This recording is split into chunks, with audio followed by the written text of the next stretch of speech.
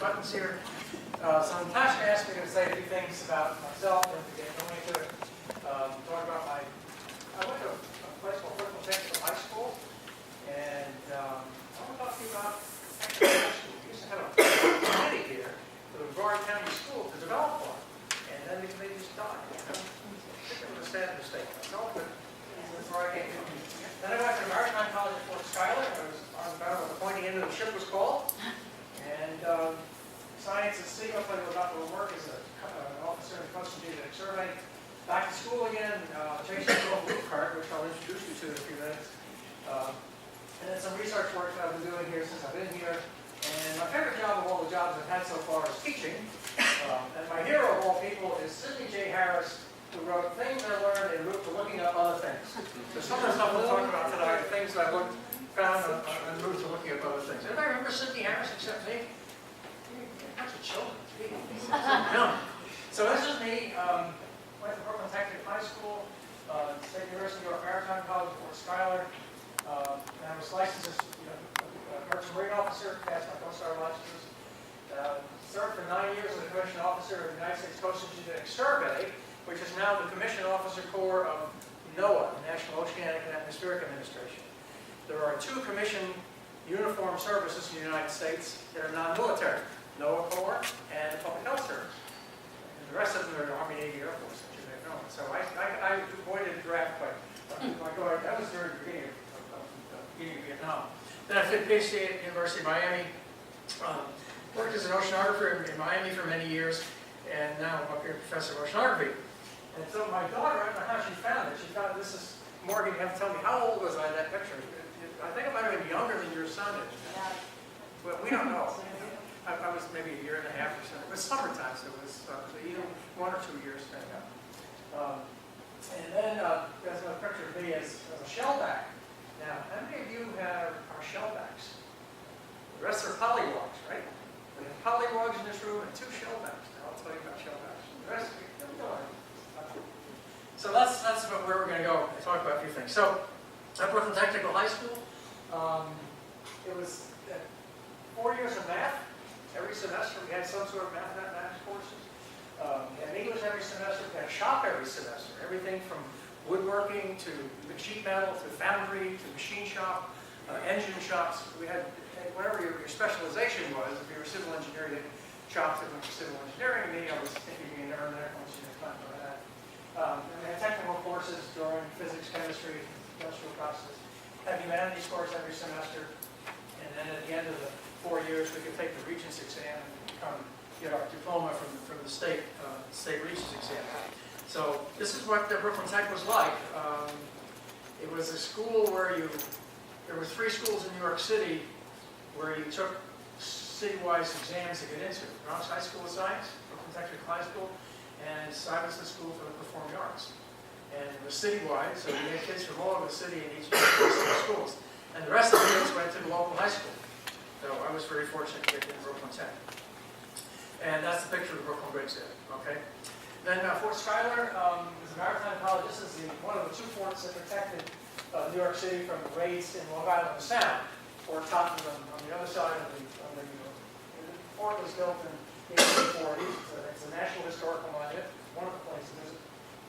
And some of the kind of courses I had there, I was trying to be a merchant marine officer, so I had to have courses in seamanship, naval architecture, and so on and so forth. I took a lot of courses in physics, astronomy, navigation, meteorology, oceanography.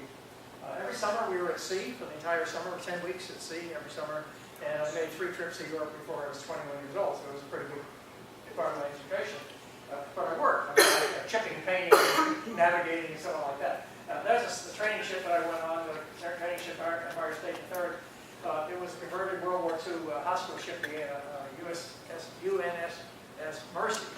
And so it was perfect for cadets because it had lots of rooms and lots of spaces. That was part of the program going through Fort Schuyler, spending a summer at sea every year. There's me. That bird is someplace in the middle of the Atlantic Ocean. I'm not sure what kind of a bird it is. It's probably a pigeon of some sort. Anybody know what kind of bird it is?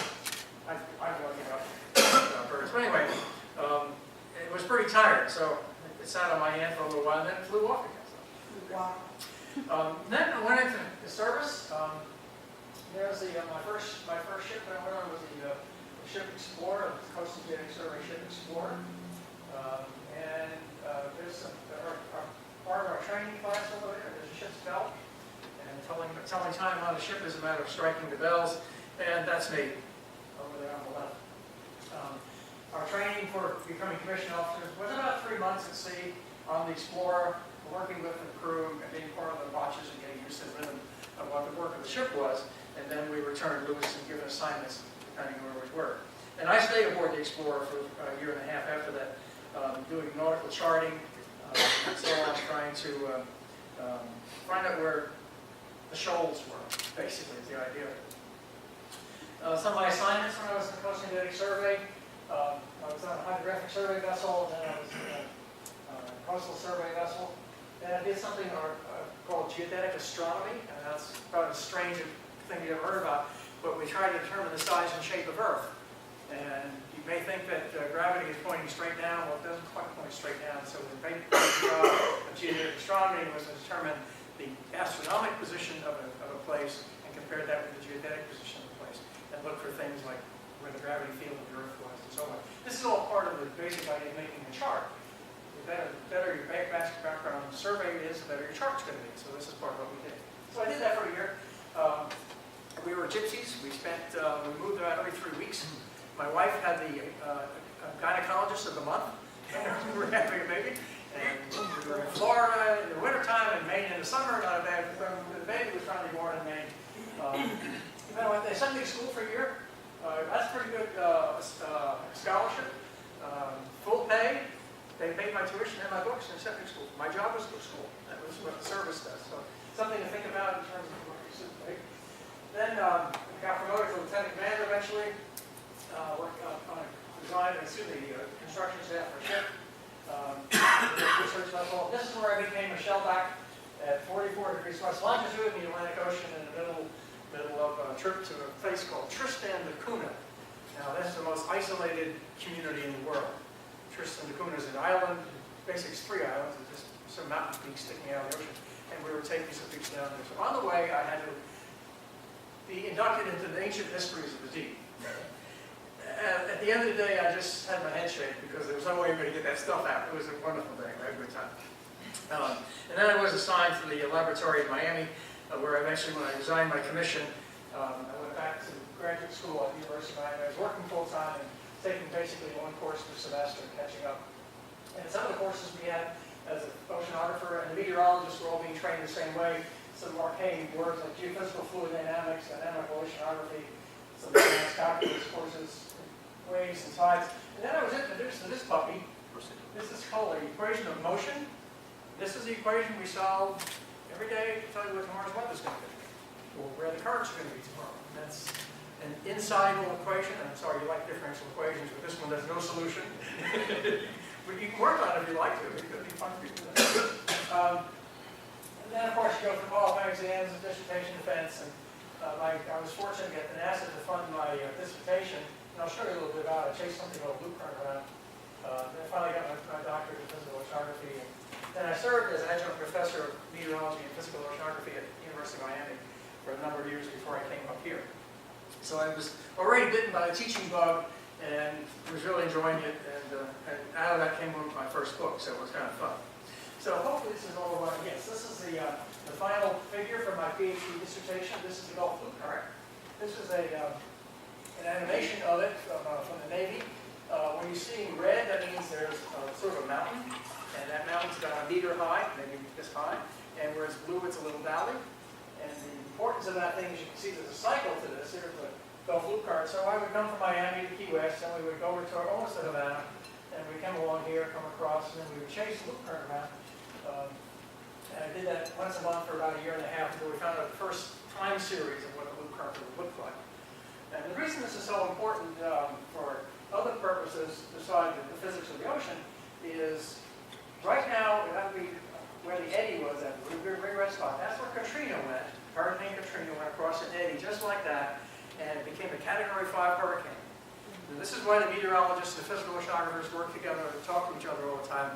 We want to know where those warm core eddies are. Those warm core eddies are clockwise, but they have a really deep pool of warm water. So if a hurricane goes over them, it's plenty of warm water to help well and keep that hurricane going. And sure enough, Katrina was Category 5 going across exactly in the area like you see behind me. So this is one of the reasons why I think it's kind of a valuable thing to be doing, besides learning something about how the ocean decays and chasing it around. So that was my doctoral dissertation. I got back to work. I was teaching a course, satellite oceanography, and I wrote my first book about that. This is a lot of international work at the time. I was working with the Intergovernmental Oceanographic Commission of UNESCO. This is the World Meteorological Organization for the oceanographers. It's an agency of UNESCO, and there are subcommissions all over the world.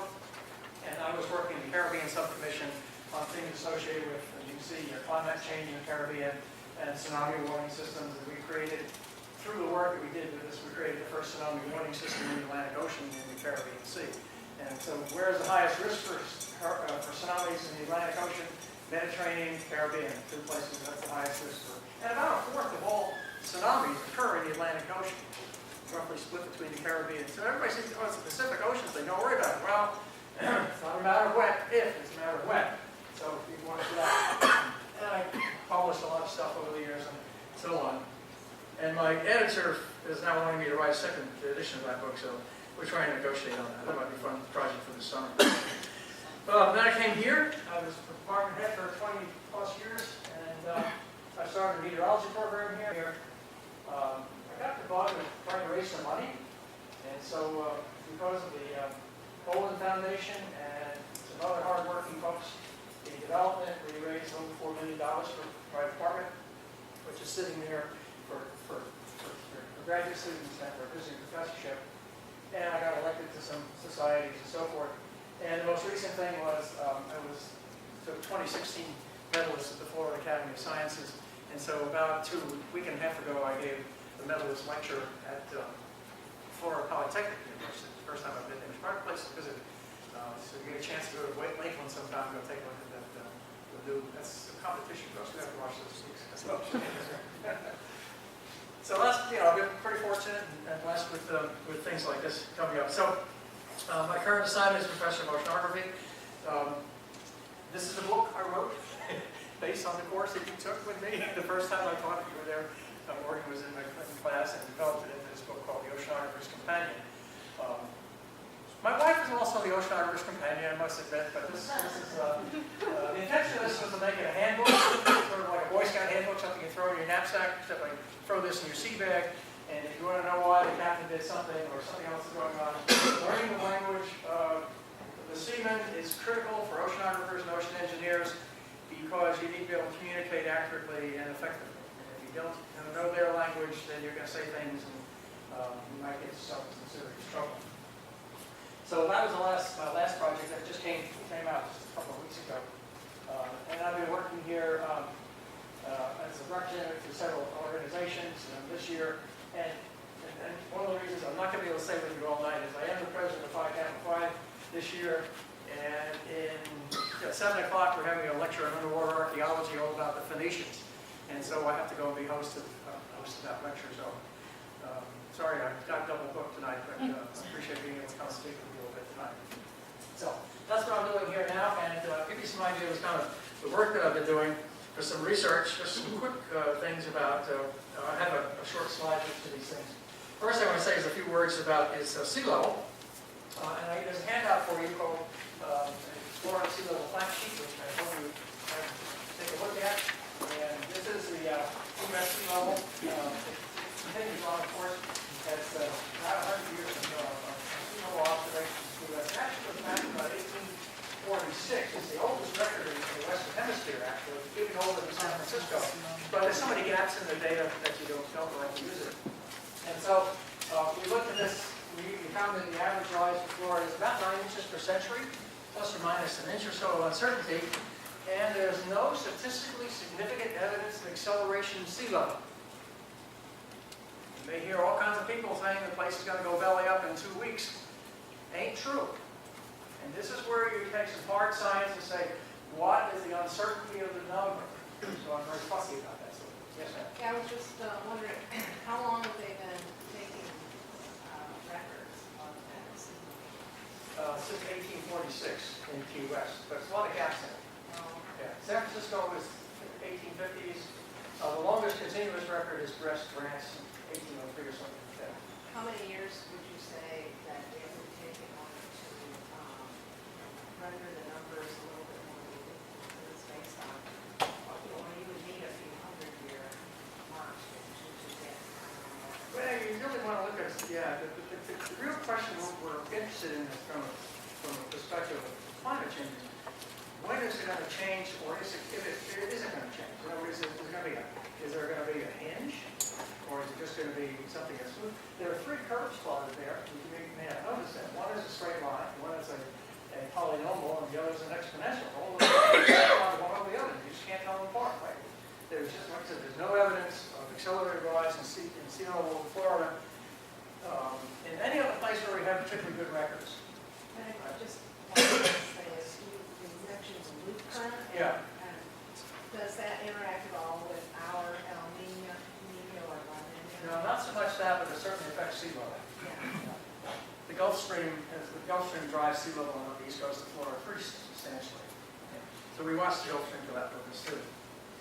And this is the fact sheet that I handed out for you to take a look at, so you can take that home with you and scratch your head and see what's going on. The second thing I've been working on is tsunamis. This is an animation from one of my students. The Lisbon earthquake of 1755.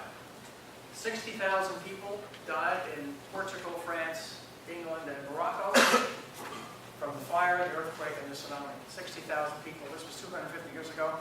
Think of the population now. It's not a matter of if, it's a matter of when. It hit Florida. We know people were killed in Martinique and Saba in the Caribbean. Probably nobody lived on the east coast of Florida 250 years ago, not too many of us. So probably didn't have too much evidence of it, but we calculate that it'd be about a 5-foot wave, and about maybe half a dozen of them coming maybe 30 minutes apart. Clearly enough to flood Florida Canal. Clearly enough for that, yes, sir. So when it hits the continental shelf, what do you anticipate the sea rise? Yeah, you got short term, you have, it's like a big wave coming in, but you know, some places those waves are really enormous, like the one in Indonesia, Right. after that particular event, the Boxing Day event. Right. Now, those waves were 10 to 15 meters high. Yeah, they're pretty enormous. And a lot of people lost their lives. We lost 250,000 people at least from that. But that's not to say the Atlantic is not going to have one. Right? Just want to make sure. And so we just a week ago tomorrow, we had an exercise, and we went through the annual process of certifying tsunami-ready communities. And Indian River County is a tsunami-ready community. In other words, when the phone rings, the police officer knows what to do. He knows to call the mayor. He knows to call the fire chief. He knows this. You know, what do you do when the phone rings? You don't know what to do. So that's the whole thing. We just had this is the event we just practiced on last week. Indian Harbor Beach was the first East Coast city in the state of Florida to be a tsunami-ready community. And so we go through this process once a year, like we do hurricane drills, same sort of thing. Yes, sir? The epicenter of the quake that caused the tsunami, was it a ship, or was it, it looks like it's coming out from Portugal. Triple junction east of Portugal, and that particular place is where the earthquake, you have to have a submarine earthquake for this to happen. Right. The biggest concern we have for us is the unconsolidated sediments of the East Coast. There was an event in Canada in 1929. It was a mild earthquake, but we had a submarine slump. And that submarine slump created a tsunami, which went into Newfoundland and killed 28 people. So that's the concern we have for this study. And there's a lot we don't know about it, of course, but you know, if we can get the drills going, then it might help prevent some loss of life. So there's the other handout that I gave you, some tsunami awareness for the Atlantic, some of the events that I just talked to you about. I do a lot of work in the Boy Scouts, and teach a number of STEM merit badges. There's 5 of them that I have to teach. About 1/4 of Boy Scout merit badges are STEM badges, and another 1/4 or so are STEM related in some way, shape, or form. The ones that you see there are surveying, weather, space exploration, oceanography, and environmental science. This happens to be the one that I teach and get involved with the boys. But a lot of scouting, and the reason I support scouting is because of the STEM relationship. And that's just one of the other examples of things that I've been doing since I've been here. This is Southeast Coastal Ocean Observing Regional Association. This is high frequency coastal dynamics radar. This is Miami up here, and Key Biscayne, and Key Largo here. What you're looking at is the edge of the Gulf Stream. The Bahamas are over here, and the colors are red is highest velocity, and blue is lower velocities. But if you take a look along the edge of the coast here, take a look at the complexity of what the ocean circulation is like just by the edge of the Gulf Stream. There's a lot of eddies there that are spinning off and they're going in the opposite direction. You may remember a year or so ago we lost 2 teenagers out of Long Beach Harbor. Yeah. Had we had this radar system there going as we should have had it, excuse me, I get really annoyed about this, we probably could have helped save those boys' lives. And I wrote an editorial about that in Florida Today. Maybe somebody read the editorial. I'm so annoyed about it. I don't like writing editorials very often, but there's a case. And we have another system approved for this coast. This is the only one between here and Georgia. It's off Miami. There's nothing covering the coast, the east coast of Florida. And you have to say, well, why aren't we doing that? You know, of course, costs money, but you know. Anyway, we have a proposal that's in, but you get a sense how complex the edge of the Gulf Stream can be, how fast things can go, and how it meanders and wanders back and forth. And these radar systems also would give us sea state information. So we'd also know what the waves are doing as well, so we could be giving information to the ships and fishermen and other people. So that's one of my other projects that I'm working on, trying to get that funded. And the last thing I want to remark about was... Dr. Maul? Yes, sir. Quick question on that topic of saving those boys. Yeah. What is the resolution of that radar? I couldn't Depends on the tell. frequency that you choose. This Yeah. particular one I'm just showing you is fairly low resolution, so you can get it all the way across the Straits of Florida. But you can make it much higher resolution so you can see things less than a mile in pixel size.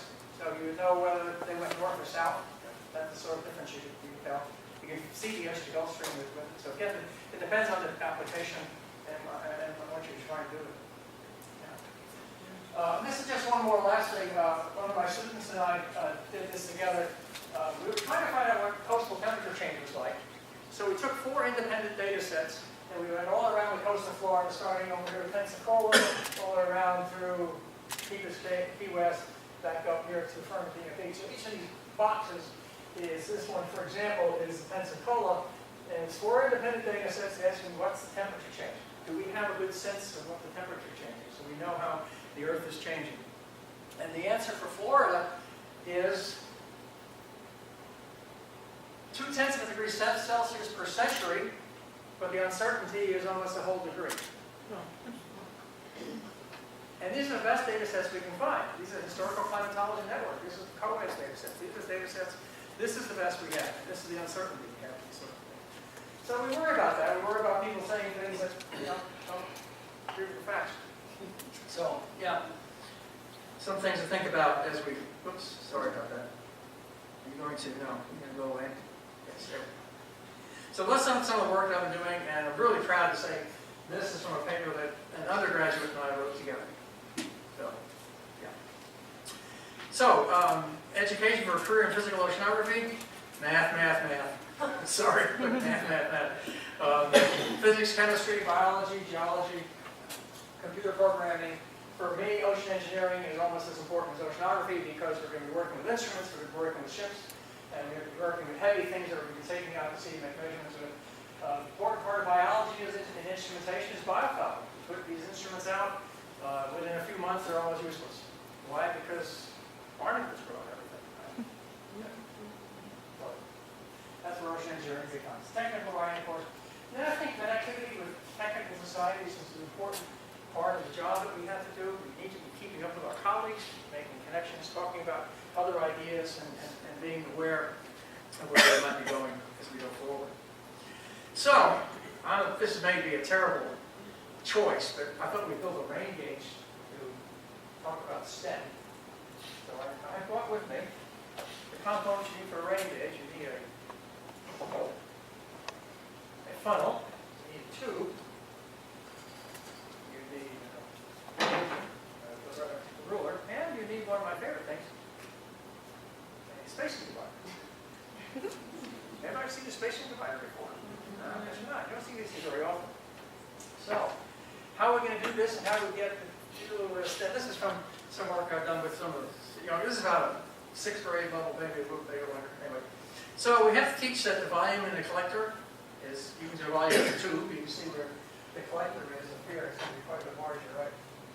And this is just like my rain gauge at the house, where I keep track of the rain and the tube is this narrow on the side. And so I start with that thing, and then we go ahead and say, okay, that means area times height is the volume. So they learn that little tidbit. And then pi r squared. How many 6th graders learn pi? Where did they learn about pi? I don't know. I can't remember where I learned about pi. About this 6th, 7th grade? So I'm on the right track, right? Okay. And so then I said, okay, the radius is diameter divided by 2. And that means I can do that to it, a little simple thing. And then so I say, what happened to pi? What happened to 4? And then I say, the magic of algebra, right? You cancel stuff. So that makes a thing, we have a height and a collector is that. So for the people who do this, we would get some bottles of cylinders and drill out the top, and then they will measure the cylinder and measure the collector, and then start doing some arithmetic. And so they'll do that, and then they'll say, okay, now I can calculate how high 1 inch of rain in the collector will stand here, measure that out, and then take your 12-point dividers, or 11-point divider, and space it out, and now you have tenths of an inch, right? So you can make a very simple rain gauge, and if you didn't want to do this way, you can just measure it out as well. So I think it's a straightforward and simple thing to talk about for this sort of a learning thing. And so it got me interested in pi. This is where Sidney Harris got me off track again. What is this pi thing anyway? Well, you know, it's the area of a circle divided by the radius squared. And so here's a circle with a radius of 3. And so I'll have this is usually Boy Scouts, have the boys start counting the squares and see if they can come up with some sort of a ratio someplace to be 3.14159265 or something like that, so they begin to do that. And then, of course, we think about a little bit of history of pi.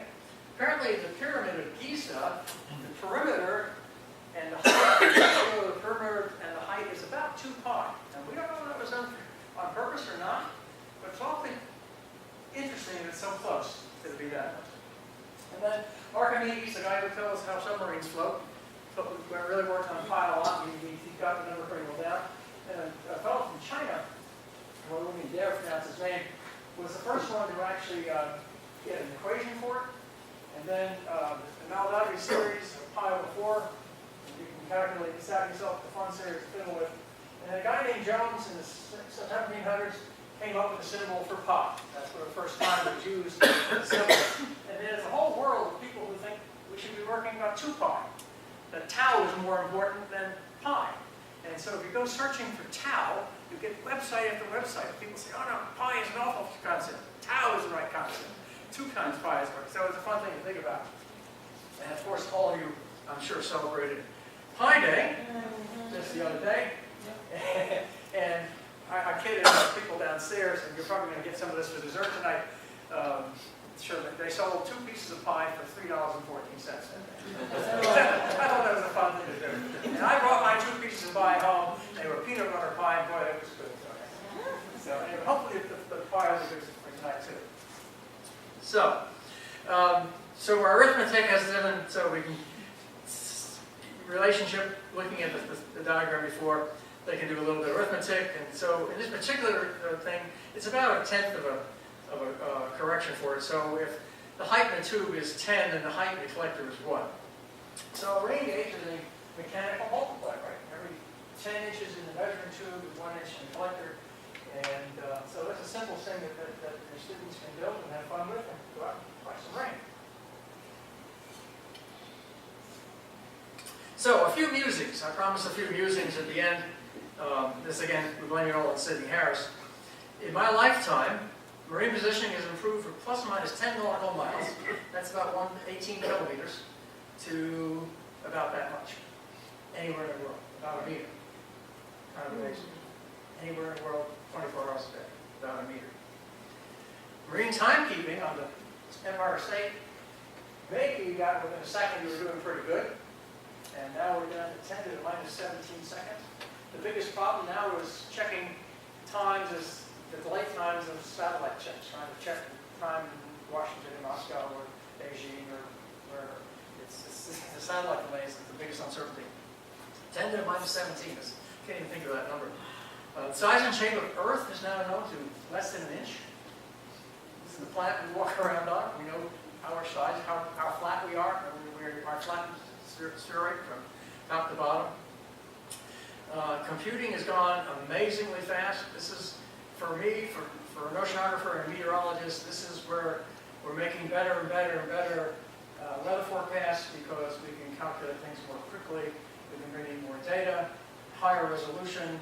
This is what's going to make a better forecast for tomorrow, and it's going to get better. And the ocean's doing the same thing as the atmosphere. They are almost totally electronic. Tomorrow night I'm going to be teaching how to make a paper chart, but what do you do when the batteries run out? Sooner or later you're going to have to think about other skills that you have to have as an oceanographer or a navigator, and that may involve getting beyond electronic charts. So a few more musings. Earth was known to be a sphere, so the Flat Earth Society should have been disbanded in 858 BC. Eudoxus built a globe that was 2 meters in diameter, it's bigger than me, kind of amazing. Aristotle believed in the geocentric theory. My hero, Aristarchus, believed in the heliocentric theory. Look at the dates here. 333 BC, 250 BC. Heliocentric theory. Aristophanes measured the Earth amazingly within a few tens of miles.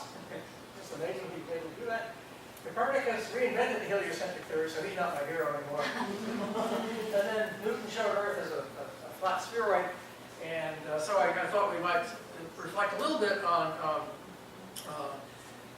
political science, or the science of politics of science. And so if Aristarchus had not been politically incorrect, technologically today would be 243 AD. 243 AD.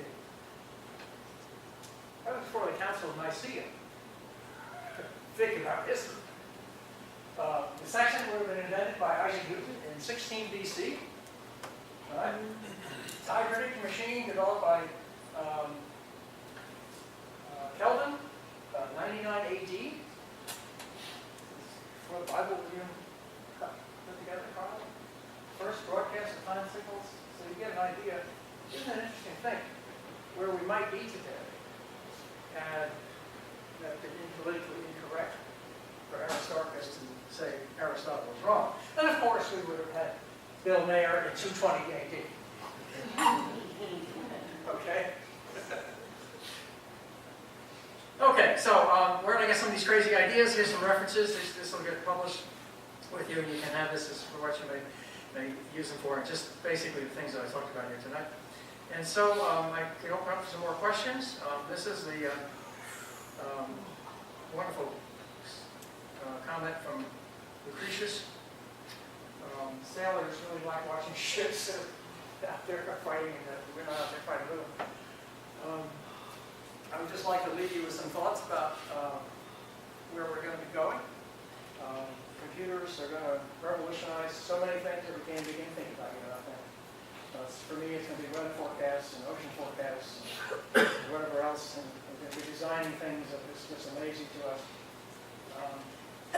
I think the work that's being done here is really exciting because of the work that we're going for. I think Dr. Russell will talk about the senior design showcase. You come out and be committed. You come out and see what the kids are doing. You'd just be amazed. It's just amazing to see the work that they're doing. Yes?